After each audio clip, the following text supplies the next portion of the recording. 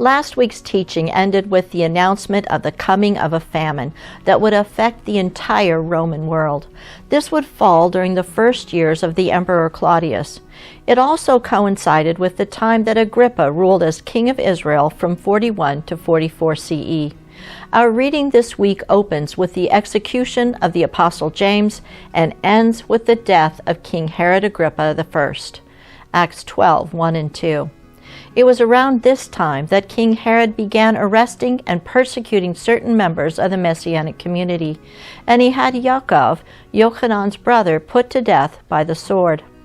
Up until now, any executions of Jewish believers in Messiah Yeshua were carried out by the high priest and his delegates.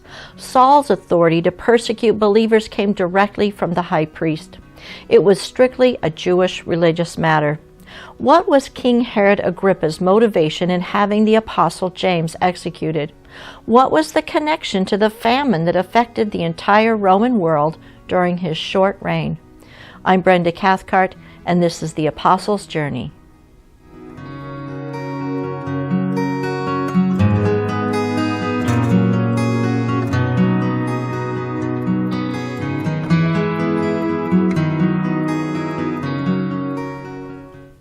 In order to understand the significance of these events, we need to go back a few years to the reign of Gaius Caesar, more popularly known by his nickname Caligula.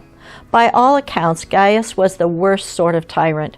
The historian Suetonius calls him a monster. First Fruits of Zion and Chronicles of the Apostles summarize the accounts of various historians. To replenish his coffers, he began putting Roman citizens to death on false pretenses and seizing their property and assets. He taxed everything, including marriage, lawsuits, prostitution, and plunder. After gladiatorial shows, he auctioned off the gladiators. He gained a reputation for lewd and indecent behavior. Contemporary sources describe him as insane, self-absorbed, vicious, murderous, sexually deviant, incestuous, and bloodthirsty. Agrippa was a close friend of Gaius. When Gaius became the emperor of Rome, he gave Agrippa the title king and appointed him tetrarch over the recently deceased Herod Philip's territory east of the Sea of Galilee, including modern-day northern Israel, southern Lebanon, and southern Syria.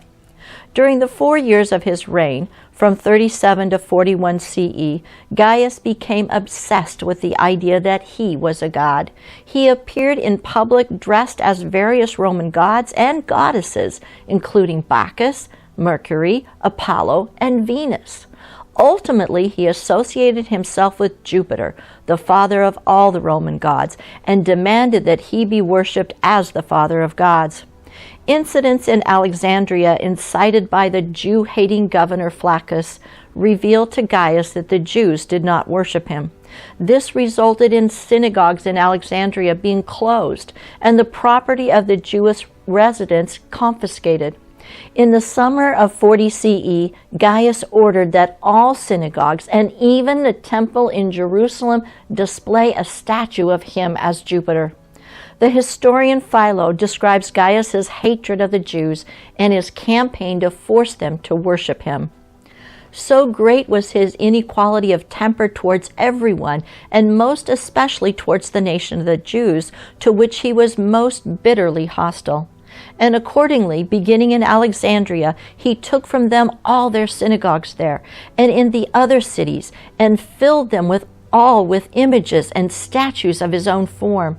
For not caring about any other erection of any kind, he set up his own statue everywhere by main force, and the great temple in the holy city, which was left untouched to the last, having been thought worthy of all possible respect and preservation, he altered and transformed into a temple of his own, that he might call it the temple of the new Jupiter, the illustrious Gaius.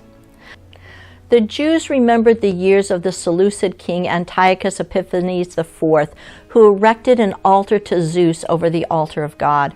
In response to this new threat to the temple, the Jews neglected their planting and flocked to the Roman garrison at Acco to beseech that this statue not be placed in their holy temple. This was the 6th year in the sabbatical counting of years. The harvest from this year was critical to see the nation safely through the following sabbatical year. Instead, it would be extremely sparse. Meanwhile, the followers of the way remembered Yeshua's words, Matthew 24:15 and 16. Therefore, when you see the abomination of desolation spoken of by Daniel the prophet standing in the holy place, whoever reads, let him understand. Then let those who are in Judea flee to the mountains. Delay in carrying out Gaius's plans came from a surprising source. King Agrippa exacted a boon from Gaius to do whatever Agrippa asked of him.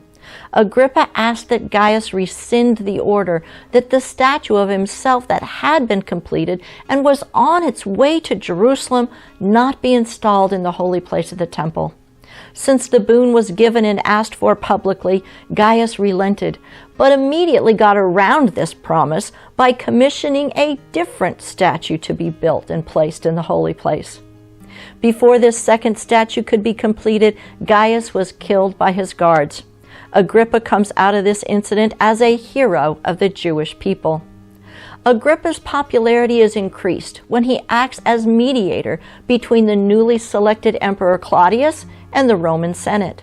Agrippa makes sure that Jewish independence in worship of God is part of the agreement. In gratitude for his mediation, Claudius extends Agrippa's territory to include Judea and Samaria. King Agrippa was now truly the king of Israel, ruling over the same region as his grandfather, King Herod the Great. King Agrippa was elated that he had achieved his goal to rule over all of Israel.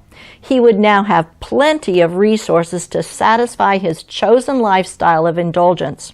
The Jewish people were ecstatic to have a Jewish champion made king over them and enthusiastically welcomed his arrival from Rome. At least, most of the Jews were ecstatic. The followers of the way were less enthusiastic. Agrippa was only 1/4 Jewish through his grandmother, Mariamne the Hasmonean. Mariamne was not from the tribe of Judah, nor the line of David. She was from the Hasmonean house of the family of Aaron. Agrippa was not the true king of Israel. King Agrippa's first full year as king over all Israel encompassed the years 41 to 42 CE, which was the sabbatical year following the sparse planting and harvest during Gaius's final year as emperor. Although food was scarce, enthusiasm about this new king was still high. At the end of the sabbatical year, when the king of Israel is commanded to read the Torah to the people, King Agrippa is invited to fulfill this role. However, any king appointed over Israel must be from among the tribes of Israel. Deuteronomy 17:14 and 15. When you come to the land which the Lord your God is giving you, and possess it and dwell in it, and say, I will set a king over me like all the nations that are around me, you shall surely set a king over you, whom the Lord your God chooses, one from among your brethren you shall set as king over you. You may not set a foreigner over you who is not your brother. Further, since the time of David, the king must be from David's line. 2 Samuel 7:12 and 13. When your days are fulfilled and you rest with your fathers, I will set up your seed after you, who will come from your body, and I will establish his kingdom. He shall build a house for my name, and I will establish the throne of his kingdom forever. King Agrippa, who presented himself as a pious and Torah-observant Jew while in Israel, was granted the honor of reading the Torah to the people. The Babylonian Talmud, Tractate Sota Folio 41a, records Agrippa's response while reading the Torah. When he, Agrippa, reached, Thou mayest not put a foreigner over thee, his eyes ran with tears. They said to him, Fear not, Agrippa, thou art our brother. When the people cried out, You are our brother, the thousands of followers of the way did not join in. They knew that the true king of Israel was Yeshua, and they were waiting for his return. Their silence in the temple would have been noted. The disciples of Yeshua refused to contribute to the flattery poured out on Agrippa by the rest of the Jewish people. The sages will later comment on this excessive flattery as coming from the enemies of Israel. At that moment, the enemies of Israel made themselves liable to extermination because they flattered Agrippa. This refusal to flatter and endorse Agrippa as the rightful king of Israel is the reason that Agrippa began to harass the followers of the way. Agrippa had a ready ally in the high priest, a son of Annas, whom he had appointed after first taking the high priesthood from the family of Annas for a year before restoring it to Annas's family.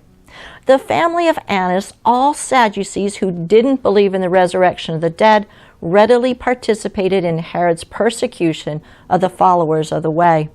This persecution continued from the autumn of 42 CE through the spring of 44 CE, at which time the apostle James, or Yaakov, was betrayed into the hands of King Herod Agrippa. James was apparently taken before Agrippa, where he testified to Yeshua's death, resurrection, and certainty of return. Eusebius records a tradition passed on by Clement. In Book 7 of Outlines, Clement adds an interesting tradition regarding James, that the man who brought him into court was so moved by his testimony that he confessed that he too was a Christian. Eusebius goes on to quote Clement. So they were both taken away together, and on the way he asked James to forgive him. James looked at him for a moment and replied, "Peace be with you," and kissed him. So both were beheaded at the same time. Agrippa's execution of James pleased the Jewish people, particularly those who flattered and fawned over him. Agrippa, wanting to further please these people, had Peter arrested as well, Acts 12:3 and 4. And because he saw that it pleased the Jews, he proceeded further to seize Peter also. Now it was during the days of unleavened bread. So when he had arrested him, he put him in prison and delivered him to 4 squads of soldiers to keep him, intending to bring him before the people after Passover. Peter was arrested sometime during the 7-day feast of unleavened bread and was being held until after the feast had ended. The numbers of Jews coming to Jerusalem for the pilgrimage feasts during the reign of Agrippa exploded. Based on the number of Passover lambs sacrificed, there were over 6 million Jews in Jerusalem for this observation of the Passover and the Feast of Unleavened Bread. It appears that Agrippa wanted to bring Peter out before the people for execution as soon as the feast ended, so the public execution would discourage the followers of the way to abandon that sect and return to a more mainline sect of Judaism. However, God had other plans. During the days that Peter was being held in prison, the disciples prayed for his release continually. Acts 12:5 and 6. Peter was therefore kept in prison, but constant prayer was offered to God for him by the church. And when Herod was about to bring him out, that night Peter was sleeping, bound with 2 chains between 2 soldiers, and the guards before the door were keeping the prison. Peter was treated as a high-risk prisoner, always being watched by a squad of 4 soldiers. 4 squads of soldiers would rotate through this task for a total of 16 soldiers devoted to making sure Peter remained in prison. Perhaps Annas had warned Agrippa about the time that all 12 of the apostles had miraculously disappeared from prison. But even this greater number of soldiers guarding Peter could not stop God. Acts 12:7 and 8. Now behold, an angel of the Lord stood by him, and a light shone in the prison. And he struck Peter on the side and raised him up, saying, "Arise quickly." And his chains fell off his hands. Then the angel said to him, "Gird yourself and tie on your sandals." And so he did. And he said to him, "Put on your garment and follow me."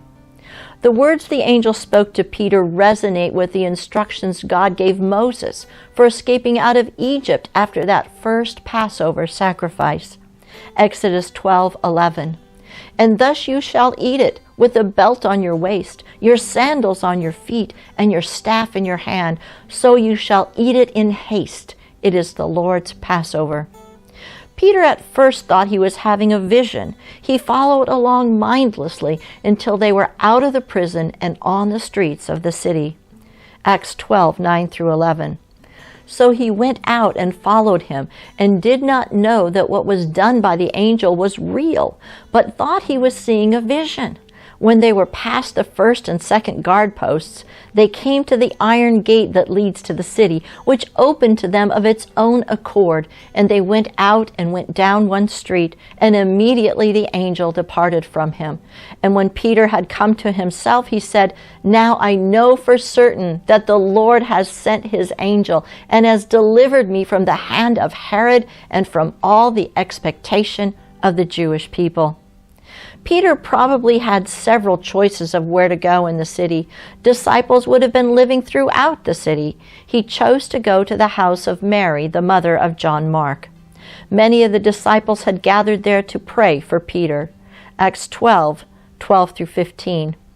So when he had considered this, he came to the house of Mary, the mother of John, whose surname was Mark, where many were gathered together praying.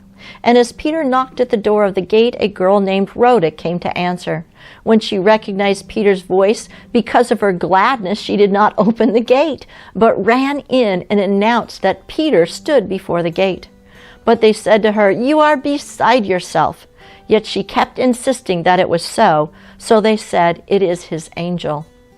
This is reminiscent of Mary Magdalene bringing the news of Yeshua's resurrection to the 12 apostles who refused to believe her. Mark 16:10-11. She went and told those who had been with him, as they mourned and wept. And when they heard that he was alive and had been seen by her, they did not believe. Peter continued to knock until those gathered inside opened the door. Rather than staying, Peter told them to send word to James, the brother of Yeshua, and the other apostles. Acts 12:16-17. Now Peter continued knocking, and when they opened the door and saw him, they were astonished. But motioning to them with his hand to keep silent, he declared to them how the Lord had brought him out of the prison. And he said, "Go, tell these things to James and to the brethren." And he departed and went to another place. Peter's instructions to the disciples are reminiscent of the instructions Yeshua gave to the women at his empty tomb. Matthew 28:10. Then Jesus said to them, "Do not be afraid. Go and tell my brethren to go to Galilee, and there they will see me." Herod Agrippa commanded that a search be made for Peter, but after they did not find him, Agrippa had the soldiers put to death. More important events came up, distracting Agrippa from his search for Peter. He received word that Claudius had returned from a campaign in Britain. To celebrate Claudius's victory and return, Agrippa ordered a grand celebration in Caesarea, inviting dignitaries from around the region. Acts 12:21. So on a set day, Herod, arrayed in royal apparel, sat on his throne and gave an oration to them. Josephus describes the events of that day. On the second day, of which shows he put on a garment made wholly of silver and of a contexture truly wonderful, and came into the theater early in the morning, at which time the silver of his garment, being illuminated by the fresh reflection of the sun's rays upon it, shone out after a surprising manner, and was so resplendent as to spread a horror over those that looked intently upon him.